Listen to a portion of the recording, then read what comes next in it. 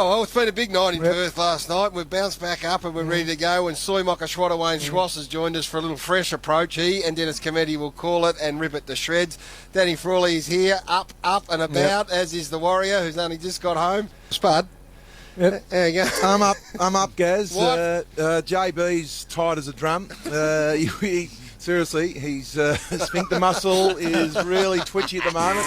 He's looking forward to a really good performance, but we're up. The main reason we're up, and bet responsibly, of course, brought to you by Crown Bet. We got a little percentage of the quaddie today at Caulfield, and yes, nice. You picked 2 winners, Gaz, and I picked 2. And Warrior, nothing. It was like a dag in a sheep's backside. Well, Spud, the money is in my account. So, yeah, well, that's all right. And as I said, we had a little percentage of it, and it was very, very... It was a great day, really. We had a couple of lemon squashes. And, nothing better now. We've got this game ahead of us to enjoy with a bit of folding in the bank. Warrior, lots to talk about with you, of course. There's some news that came out of the game last night. But before we do, the pack like to know what goes on an interstate trip. Not often we have a sleepover. And...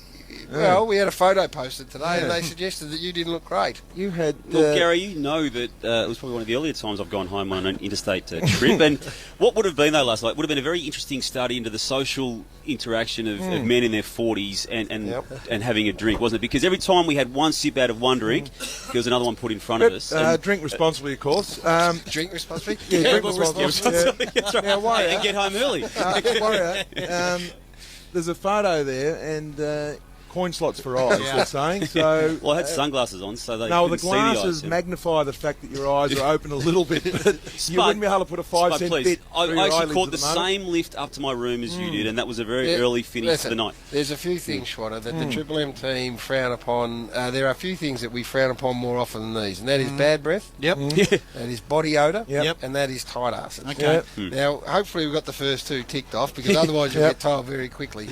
But when you go in, so this is what happens. You get back to your hotel room in which there are members of the hotel bar. There were members of the touring party who were desperate to get out and about. I was happy to go to bed. We said, we'll go for 1 beer. But then there were 9 people. Our great friend Bradford Johnson, he joined us. Who I think went out after it too, Gary. Did he? No, you might not have. No, he just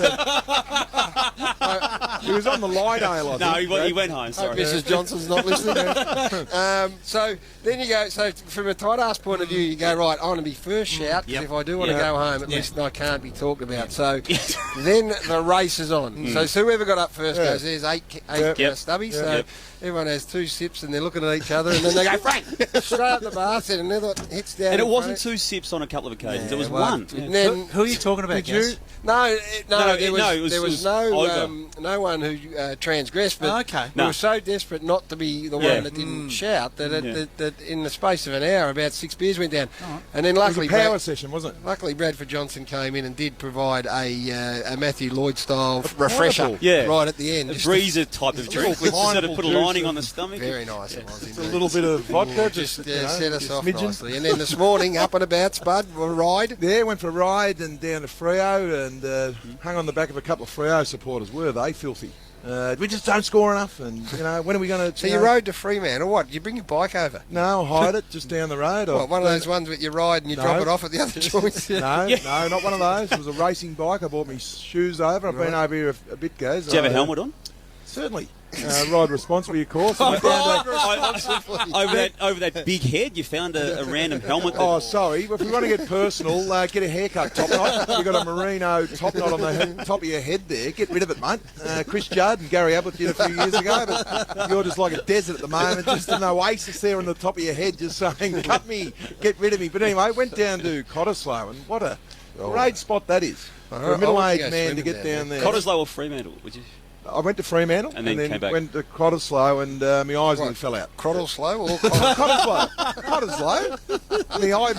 My eyeballs nearly fell out. It was Why? Oh no, it was just a beautiful view of the beach and the sand. Oh, is that what it was? And people walking around. I don't think he knows where he is today, So he's got a Fremantle and Cottesloe. That's a big day on a bike. In fact, he was due to come home. Go either? He's due to come home on the plane tonight, Schwatter. He's got the quaddies. I'm staying. I'm going to watch this unbelievable game of footy, and I'm staying. I talked to the 4 girls. They're happy for me to stay. They want you to stay. Anita said, stay as long as you like, supposedly. So.